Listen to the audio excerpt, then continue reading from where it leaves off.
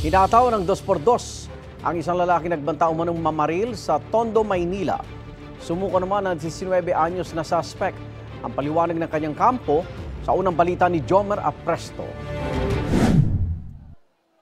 Pagmasdan ng lalaking yan na tila may kinokompronta sa hapilan sa Tondo, Maynila. Isa pang lalaki ang biglang sumulpot sa likuran at hinataw ang ulo ng lalaki na agad bumulagta. Gamit ang pedicab, isinugod sa ospital ang 29 anyos na biktima. Ayon sa tatay ng biktima, malala ang tinamong pinsala sa ulo ng kanyang anak na kinakailangang operahan. Nagugat daw ang gulo noong Biyernes nang mabastusan daw siya sa pagsagot ng mga kaibigan ng sospek. Nakarating sa kanyang anak ang nangyari at sinubukan daw siyang ipagtanggol. Ang tanong ko, bakit nangialam? Hindi naman siya yun ang inano kong tao. Intention talaga nila ng paluin yun. Agad naman daw sumuko sa mga otoridad ang 19 anyos na sospek noong hapon din ng Biyernes. Na-recover ang 2x2 na ginamit niya sa krimen. Depensa naman ng nanay ng sospek, pinagbintangan ng tatay ng biktima ang isa sa mga kaibigan ng kanyang anak na nanakit daw sa kanyang pamangkin. Pagkatapos ay sinaktan daw ng tatay ng biktima ang isa sa kanila.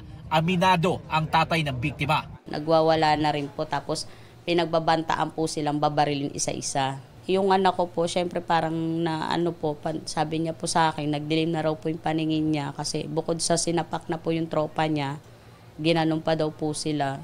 Yung bata na po, yung tao po, yung parang pabalik-balik na lang din po sa kulungan kasi.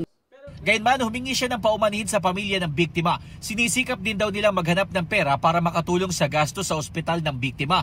Ayon naman sa barangay, susubukan nilang makuha ang kopya ng pribadong CCTV kung saan sinasabing nagsimula ang gulo. Para at least magkaroon po ng yung pangyayari talaga.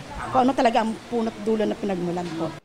Nasa kustodiya na ng Manila Police District ang suspect at naharap sa reklamong frustrated murder. Sinusubukan pa namin siyang makuhanan ng pahayag. Ito ang unang balita. Jomer Apresto para sa GMA Integrated News.